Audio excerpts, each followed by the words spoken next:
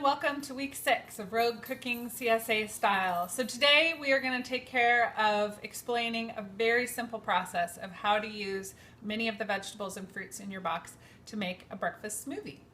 So most mornings, about 5 or 6 days a week, this is what I do for breakfast. And I've learned over the years after being a CSA member that I can get a lot of vegetables into my breakfast this way. Okay, so if you're like me, try as you might, getting enough vegetables in your diet every single day is a little bit of a challenge. Sometimes I have to work harder than others. And so one solution I've found is by cramming as many vegetables as I can into my morning smoothie. And so today what we're going to do is take a look at some of the quick and easy ways that you can get some of those vegetables into your breakfast before you start the day, right straight from your veggie box without even trying. Okay, so one thing that I like to do when berries are in season is I like to freeze some of them because I like the consistency of a smoothie that uses frozen fruit as its base. It also provides a nice sweetness. So this week I went ahead and froze some of the strawberries, as many as I could pull away before they got eaten by my family. And I spread them out on a cookie sheet in a single layer after pulling the stems off and let them freeze individually before popping them into a bag. That then stays in the freezer anytime I need a smoothie.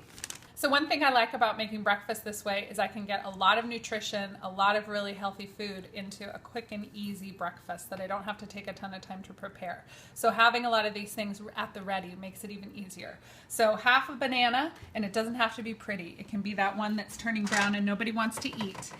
The frozen fruit is a good way to start, and I just do kind of a handful. Again, I'm not a big measurer, but I'd say that's about 3/4 of a cup of frozen fruit. I also like to use beets. They add sweetness and a nice color. So these are just some chopped raw beets. You can also use shredded. As I mentioned in a previous video, shredded beets work really well. Now come the greens. For the greens today, I'm going to use the kale from the box, and I'm going to go ahead and just pull off the whole leaves. And I'm going to fill the bowl with as many greens as I can fit in there. Now, for seasoned smoothie eaters, you can really go heavy on the greens. If you're trying to ease your way into it and are feeling a little squeamish about eating vegetables for breakfast, or if you have picky eaters in the house, you can start with some really mild greens like salad greens, lettuce greens, spinach, some really mild kind of watery flavors that don't have too many thick stems. But once you get really good at it, you can just throw everything in there. Chard, kale, whatever you got works really well.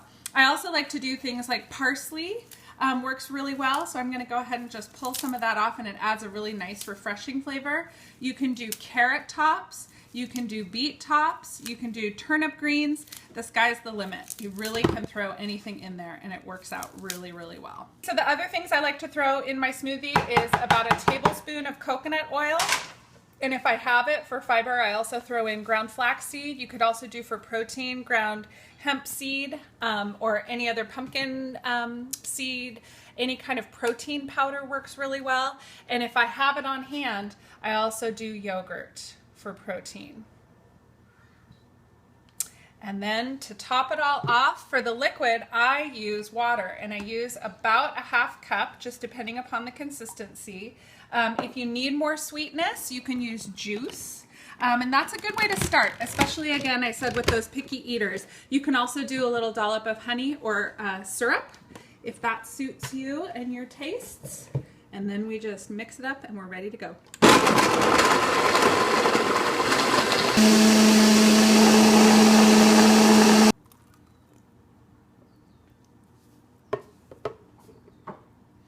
Okay, there you have it. Really easy smoothie. Now this one didn't turn out green because of those beets, but depending upon what you put in your smoothie, it could be a green smoothie.